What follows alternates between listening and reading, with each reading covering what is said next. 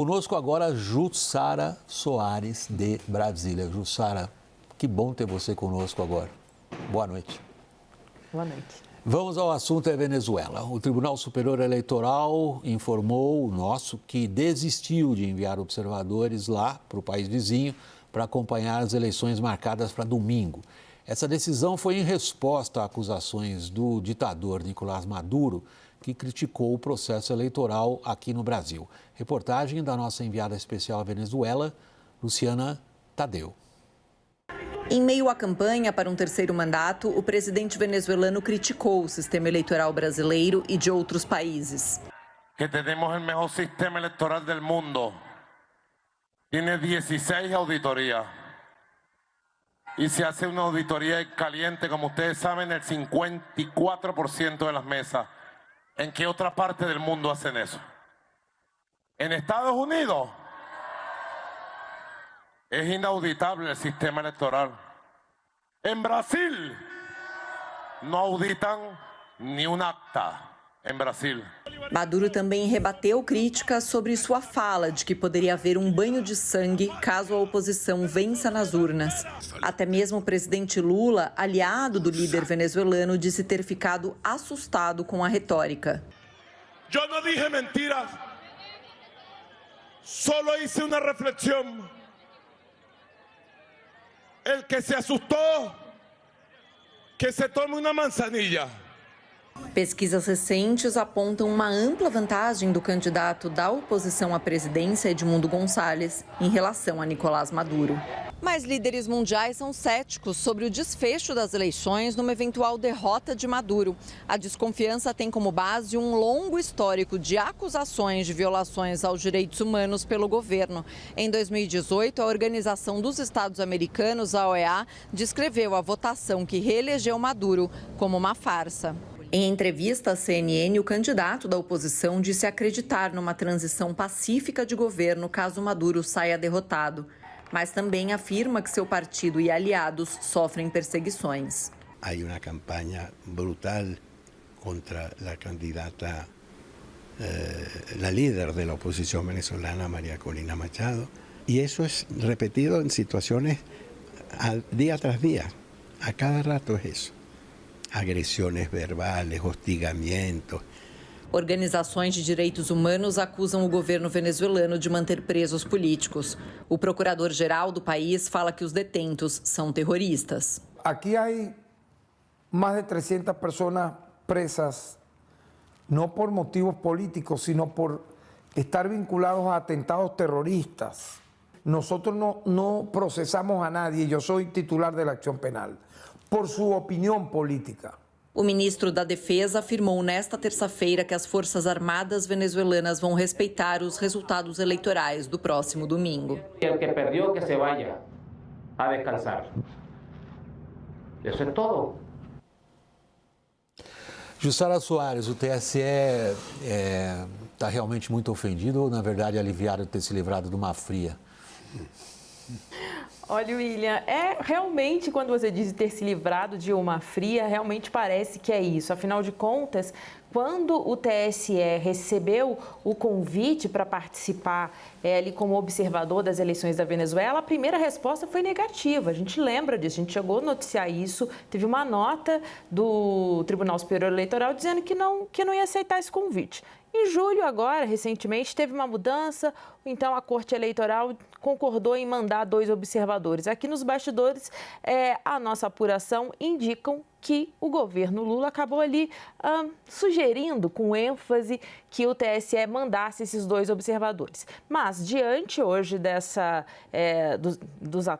das críticas, ataques de Maduro ao sistema eleitoral brasileiro, o TSE recuou. Agora, a questão toda que a gente vem observando aqui é que as autoridades brasileiras, esse é mais um episódio de desgaste entre Maduro, o regime de Maduro, Maduro e as autoridades brasileiras. A gente lembra que essa reação de Maduro vem depois que ele dá uma resposta ali à crítica que que o presidente Lula fez a Maduro, dizendo que ficou assustado com a declaração dele sobre banho de sangue se ele perder as eleições. Então é um processo que a gente vem acompanhando e eu chamo a atenção também que esse desgaste que a gente está vendo mais recente, inclusive com o presidente Lula, com o governo Lula, ele de fato é mais recente. A gente lembra que quando Lula chega ao Palácio do Planalto em 2023, uma das iniciativas deles é justamente buscar ali uma aproximação com a Venezuela. E por isso ele foi muito criticado. A gente lembra, só para amarrar aqui toda essa história, que o Lula, no ano passado, chegou a defender Maduro enfaticamente e dizendo que a democracia é um conceito relativo. E isso foi uma resposta quando ele foi questionado sobre o respaldo do governo brasileiro à Venezuela. Então, essa eleição, de alguma forma, e também as recentes declarações de Maduro, de alguma forma também ajudam ali Lula a ter ali um distanciamento, a buscar esse distanciamento de Maduro pelo qual ele vem sendo criticado. Caio, o Lula gosta de chá de camomila? Depende da situação, né? Essa, por exemplo. Achei que ele fosse dizer... O amigo dele recomendou. Vai tomar um chá de camomila. Depende de com quê. É interessante, né, William? Nessa reta final... Não piora. Vamos ficar na camomila. Nessa reta final, o governo brasileiro, eu tenho visto, pelo menos, e tem me chamado a atenção, a forma como... Eu não vou colocar endurecer, com muitas aspas, mas... Me parece que há, sim, de fato, uma preocupação com o que vai acontecer daqui até domingo. Eu estou falando de Itamaraty, Palácio do Planalto e depois do domingo. Tanto que tem uma informação, uma apuração de que a linha do governo brasileiro é só reconhecer o vitorioso e o derrotado, não de imediato, né? Depois de ter uma margem de segurança sobre a segurança daquele resultado. Claro, demorou, a gente sabe, a Jussara falou aí das relações do Lula com Maduro, do Lula com a ditadura venezuelana e com o petismo, mas eu tenho notado um alinhamento que é mais ou menos também o que os americanos estão pensando nessa reta final, pelo que eu pude colher durante essa semana. Um respeito ao acordo de Barbados e um respeito ao resultado eleitoral. Vamos ver se isso é para valer, mas eu estou sentindo nessa reta final da campanha e da eleição um alinhamento maior ao pensamento, vamos dizer, dos Estados Unidos sobre Venezuela do que ao histórico petista em relação à Venezuela.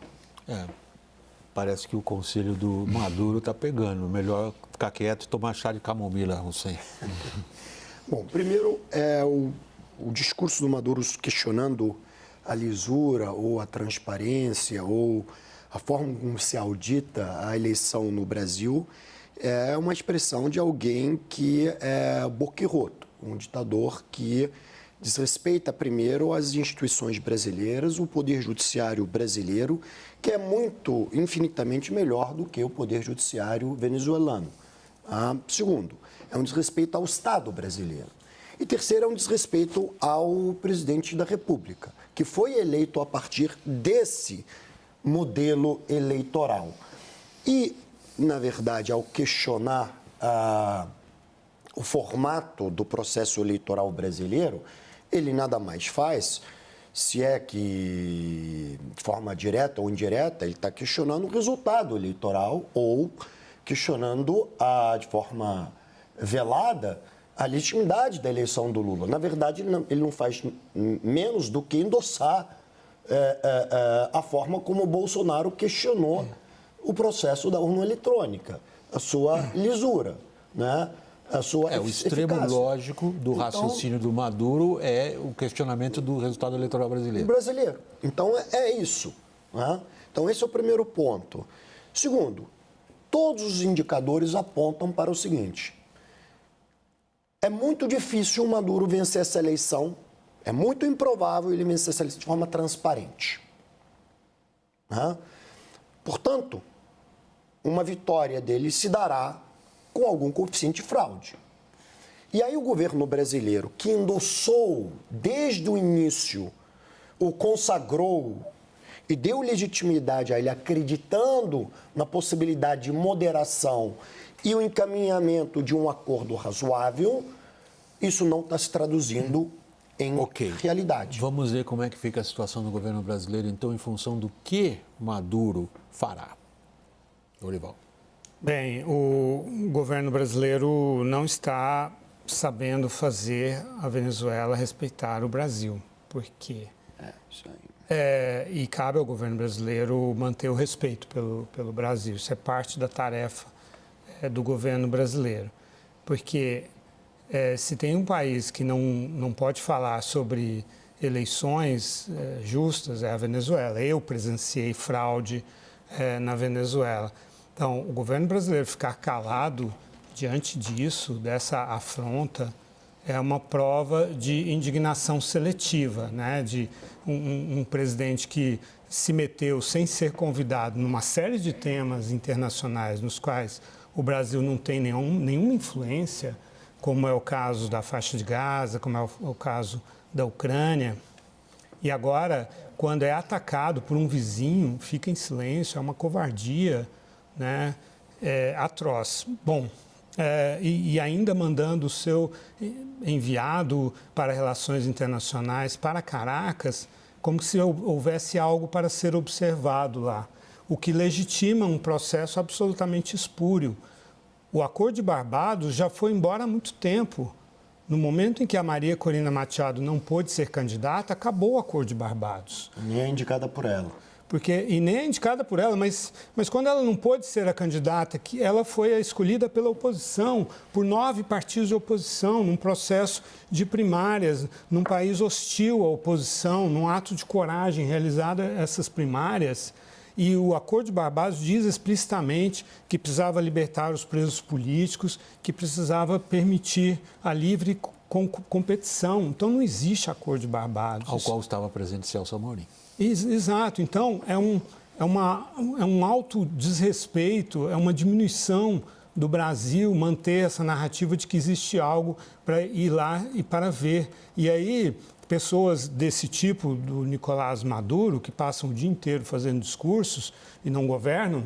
Aliás, sempre que eu vou à Venezuela, eu tenho essa sensação. Era o Hugo Chávez, agora é o Maduro. Passa o dia inteiro discursando. Aí você fala assim, quando é que eles governam? Aí você vê pelo resultado. O país que tem as maiores reservas do mundo, 200 milhões de barris de petróleo, é um dos mais pobres, né? Então, porque são caras que estão o dia inteiro dedicados a se perpetuar no poder. Jussara, como o Caio vinha descrevendo também, um ambiente claramente de forte expectativa aí em Brasília, nas várias áreas do governo brasileiro em relação ao que está acontecendo na Venezuela. Dá uma ideia para nós do que é que está se falando nos bastidores. Olha, passei o dia conversando com integrantes aqui do governo brasileiro e a sensação que eu fiquei é que eles também não estão se entendendo muito bem sobre o que está acontecendo e como reagir. Primeiro vem esse silêncio que o Lorival bastante destacou aqui, apesar das falas de Maduro, não houve uma reação do Itamaraty, nem por parte do Palácio do Planalto, se quisessem ter uma reação mais política e menos pela área da diplomacia, mas também não teve. E aí, nos bastidores, vem versões diferentes. Ele falou isso dentro do contexto da campanha. Quando ele fala do chá de camomila, é porque ele levou uma reprimenda de Lula, um antigo aliado, e precisava dar uma resposta ao seu público. E depois, mesmo quando ele diz das urnas eletrônicas, questiona a confiabilidade do processo eleitoral brasileiro, também tem gente minimizando isso. Aí, para tentar suavizar essa reação de Maduro, ainda colocaram, olha, mas agora tem um sinal ali, o ministro da Defesa dizendo que vai respeitar o resultado das urnas. Me parece que está tendo uma ginástica para tentar justificar essas falas. É bom esse ponto. Nenhuma reação. É ótimo esse ponto que você está levantando. Você, na sua apuração, Caio, você tem a sensação que os responsáveis em Brasília pela formulação das posturas frente à Venezuela estão naquela clássica situação de querer enxergar lá algo que eles querem e ignoram o que de fato acontece? William, eu não digo ignorar o que de fato acontece. Eu sinto que há um sentimento de corresponsabilidade pelo fenômeno chavismo e Maduro e da ditadura venezuelana, com a qual o petismo e o lulismo sempre foram muito próximas. E agora, nessa reta final, diante dos olhos do mundo e principalmente dos americanos, eles estão assim, não sabem muito ali como lidar e o que fazer. E estão nessa reta final, eu reafirmo o que eu disse antes, tomando uma posição que, no meu sentir, é mais correta, de observar o que vai acontecer. Agora, por exemplo, o Lorival falou da Maria Corina. A Maria Corina, ela foi escanteada pelo Palácio do Planalto há meses, né? Eu já ouvi do entorno do Lula péssimas palavras e avaliações sobre a Maria Corina, sob a justificativa de que a visão dela, caso ela fosse eleita, ia ser prender o Maduro e todo mundo. E que assim seja, se for o caso de prendê-los. Mas o Palácio do Planalto e o petismo não aceitavam isso. E nessa reta final, a informação que eu tenho também é que a própria Maria Corina está tentando encontrar o Celso Amorim em Caracas e não estaria conseguindo, né? Justamente para ter garantias de que aqui até domingo a eleição está garantida, porque eles têm até o temor de que o Maduro pode fazer um golpe, adiar a eleição. No dia, o tal do reconhecimento, e ela também quer que o governo opere com o Maduro, caso o Maduro perca, o reconhecimento do Maduro da derrota.